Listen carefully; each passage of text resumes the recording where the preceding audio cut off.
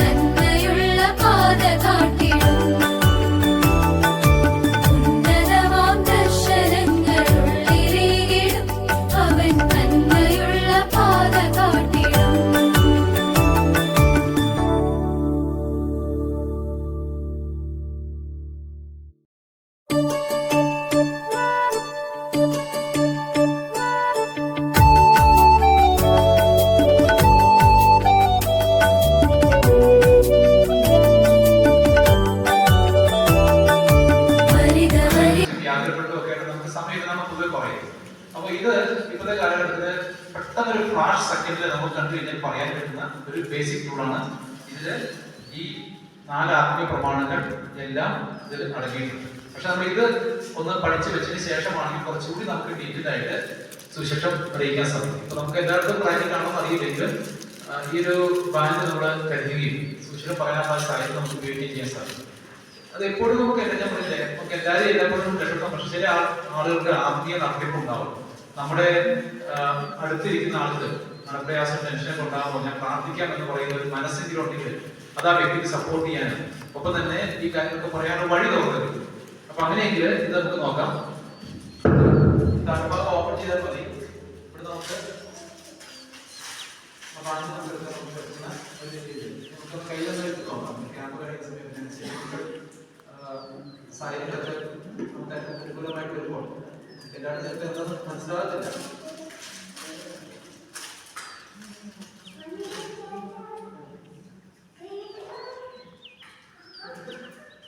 ഇത് ഫോർമ എന്താണെന്ന് പറഞ്ഞാൽ ഈ ഒരു ബുക്കിന്റെ സമ്മറിയാണ്.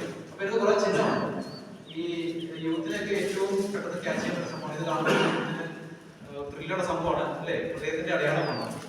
അപ്പൊ ഇതൊക്കെ എന്താന്ന് ചോദിക്കും, കുറെ ചിഹ്നമുണ്ട്, ക്രോസ് ഉണ്ട്. ക്രോസ് ആണ് ചിലപ്പോൾ റിലീജിയസ് ചിലപ്പോൾ ചോദിക്കും, ലാസ്റ്റ് ചോദിച്ചിട്ട് 4 ആത്മീയങ്ങളാണ്. അപ്പൊ നമുക്ക് വായിച്ചു നോക്കാം.